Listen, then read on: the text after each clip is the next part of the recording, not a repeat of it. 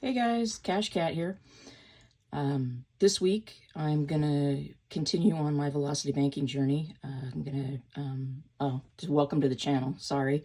I'm gonna continue on my velocity banking journey, and I'm gonna be showing you guys the exact ins and outs of what comes out, what's coming out on my velocity banking journey, what's going back in, and to kind of try to give you a little bit more of an idea of how this works. So I've seen a lot of stuff on velocity banking, and they just basically they're doing, you know, income pays it down, expenses go back, pay it back up, and cash flow and stuff like that. I really haven't seen anybody go into the ins and outs month long, like on a weekly basis of kind of how the guts of it works. So also, before I do that, I want to address some comments from my velocity banking video, which I will link down in the description. That's kind of my explanation of how I'm doing the velocity banking. So if you missed that one, please go back and view it. So I had two comments. One was, hey, your cash flow actually isn't $221. It's $786.38, because you need to add your payment that you're, by paying my biweekly paycheck into a HELOC balance, that more than covers my $565 HELOC payment. So that needs to be added to the $221 that I had, and that makes my cash flow $786.38. So thank you for the person who commented on that. Also, I had another person comment on, hey, you need to pay particular attention to what your interest rates are on all your debt. And absolutely, positively right. And I had that written down on another piece of paper. I just didn't have it written down. So I did write them down up here. Here's my, the interest rates, for the annual interest rates for all of my debts. So I have 29% on my Capital One card. My Barclay card has 29.1. I have 8.8% on my HELOC, and 29.8% on my Capital One Business, and 4.2% on my 401k. And like I said, I'm not including in the payments the Capital One Business or the 401k, because the Capital One Business comes directly out of my business account, and I make sure that I try and pay a little bit extra when I make a little bit extra money off of eBay.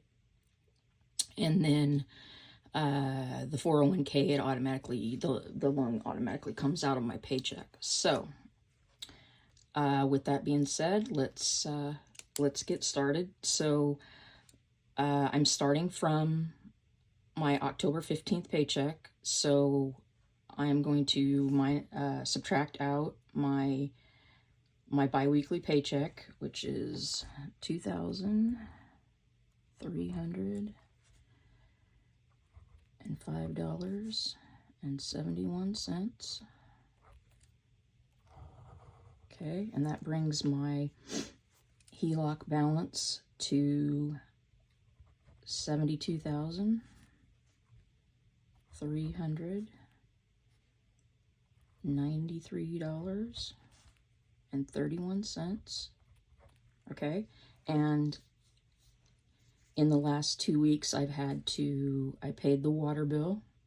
So we add water back in as one of my expenses, and that was actually a little bit lower than what I had budgeted for. I had budgeted $135, so every little bit helps. So I'm adding back in $121.92 that I paid out of my HELOC account. And my HELOC is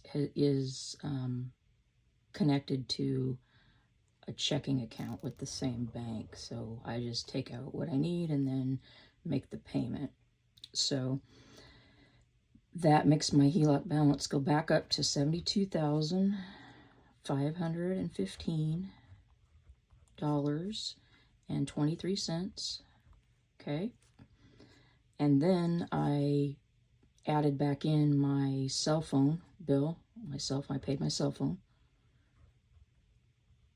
And this right here, I'm going to try to get down, to reduce that cell phone bill, because I went in and looked at what I could slash in my cell phone bill, and they're charging me for some insurance on phones that I don't really need. And it's, it's kind of crazy, because I told them when I got the phones that I didn't want the insurance, that I would just, if anything happened to the phones, I would pay to replace it. And I encourage everybody to go, look at bills, see how you can get them reduced. I mean, every little bit helps. So right now I'm paying the $369.39 for my cell phone. Hopefully next time I'll be able to show you guys that I got it maybe well down below 300. So adding that back in is $72,884.62. That's what my HELOC balance is back up to. So I paid my natural gas bill as well.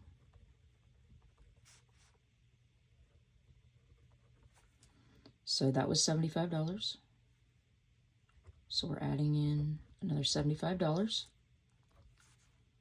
Okay. And that's going to make my HELOC balance come to $72,959.62.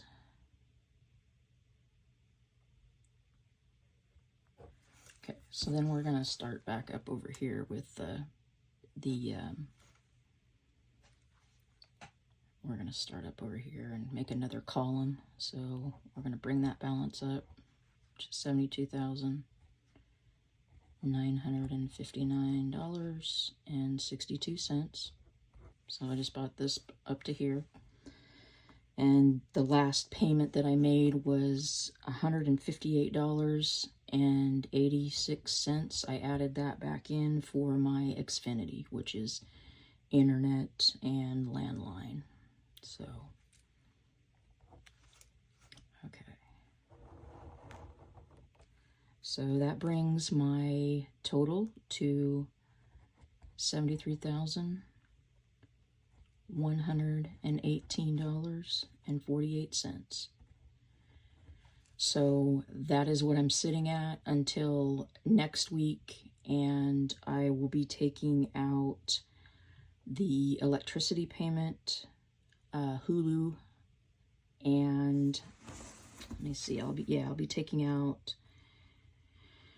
electricity, Hulu, and Capital One possibly, and car insurance.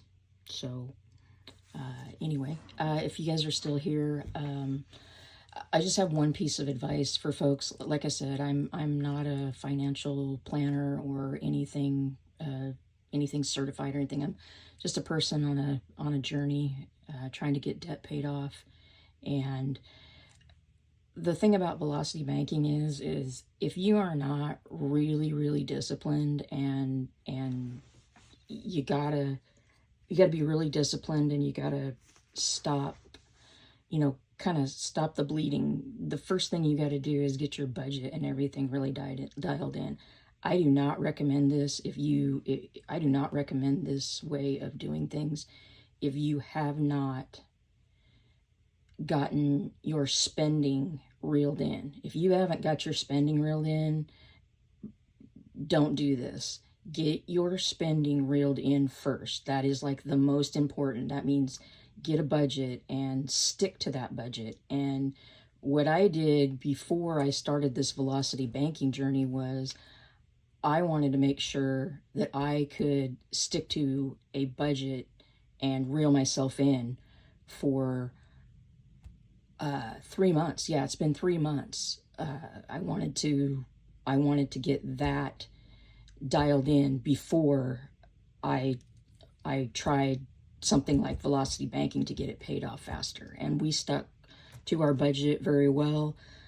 We stuck to it because I cash stuff variable expenses. I cash stuff groceries, gas, eating out, and some other, and entertainment and some other stuff. So like I said, that's my recommendation. And if you that's about all I got. So if you like the video, please comment, subscribe, and smash the like button for me.